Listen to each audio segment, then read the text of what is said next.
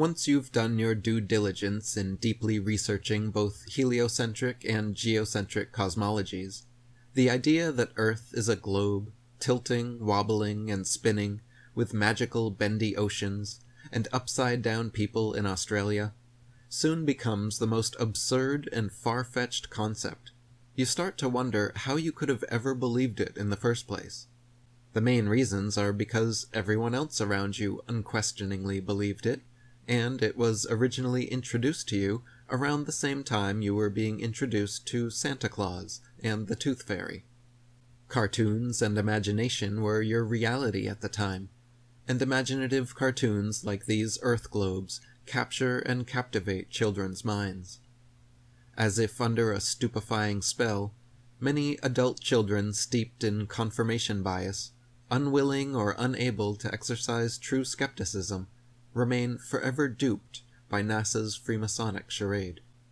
Words are produced by spelling, and magic is produced by spells. Words are truly magical in the original sense of the word magic, meaning to influence people by using hidden natural forces. The words we choose, how, when, where, and why we speak them, all have various effects on people and events around us, just like casting a spell. Cursing, for example, curse words are negative spells, which can be mentally or emotionally scarring for some, when cast with enough intention and intensity. Even to write, W-R-I-T-E, is a homonym of rite, R-I-T-E, meaning a sacred ritual or solemn ceremony. The word grammar actually comes from the Latin word grimoire, which means a book of spells.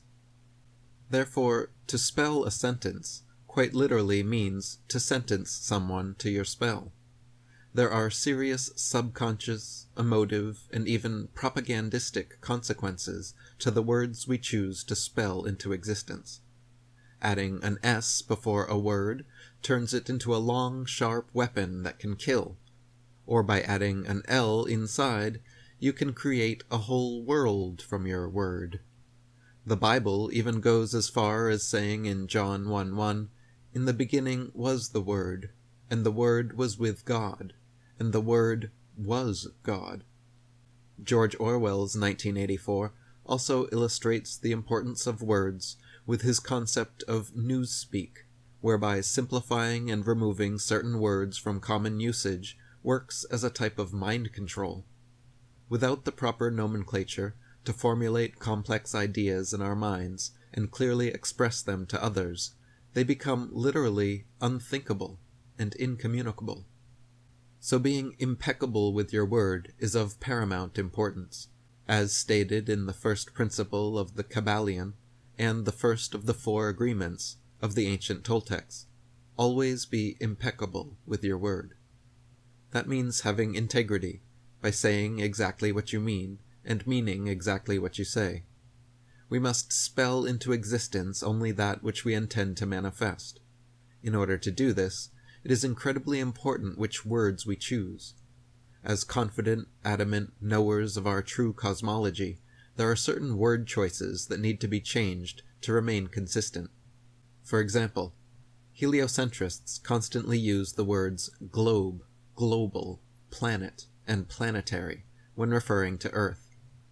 They will often mock geocentrists by asking us things like, "Aren't there flat earthers all around the globe?" Instead of using the words globe, global, planet, or planetary, flat earthers should say the words plane, world, earth, or realm. Always intentionally replace the word global with the word worldwide.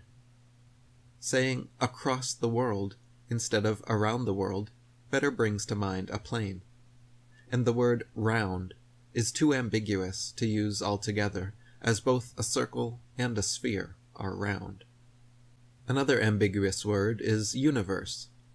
This tends to bring to mind the infinite space and planets from the heliocentric model, but technically is just another grimoire spell made of the words uni, meaning one, and verse, meaning word. The one word, or one world, in this universe is Earth. So this term is certainly redeemable, but unfortunately currently still maintains its heliocentric connotations.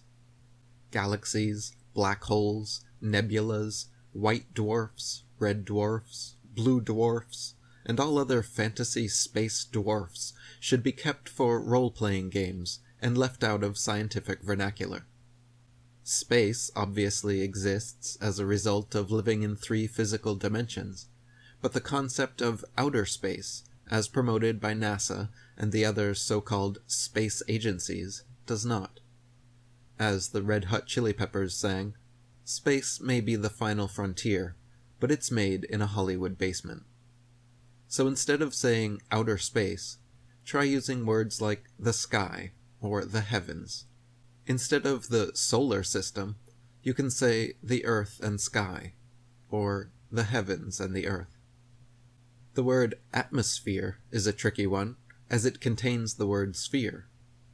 If the flat earth is actually covered by a dome firmament, as some believe, then referring to the solid vault of the sky as atmosphere could still be correct. Some flat earthers have suggested changing it to the atmosflat, or flatmosphere, which is fine informally, but rather silly, not very practical, and sure to be misunderstood. For contestable words like this, or space, or the South Pole, I like to make finger quotations when speaking, or to insert the words alleged, or supposed, or so-called, before saying these words, to make it clear to the listener that they should remain skeptical of the concepts being described. I also like changing the word astronaut to astronaut.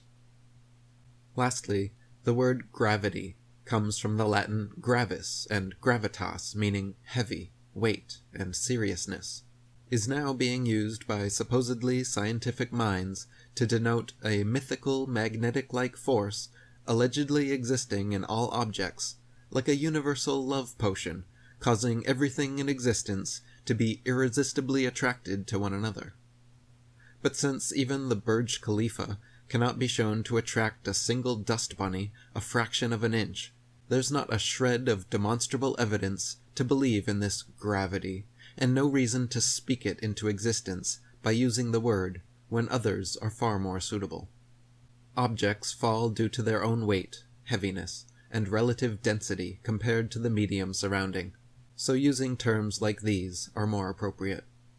When we purge our vocabulary of these fantasy words and concepts, then adjust to using more literal, factual replacements, another advantage is that it acts like a subtle calling card for fellow flat earthers.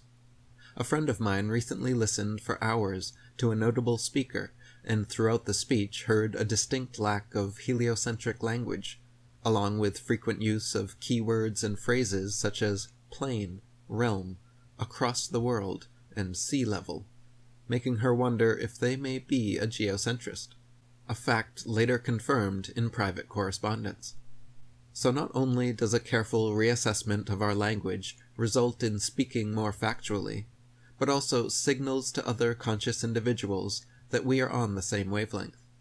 By refusing to cast these heliocentric spells to the malleable masses, and choosing our words more carefully, this allows the spinning globe and its dizzy globalist propagandists to continue exposing themselves, while we remain still and solid on fixed, level ground.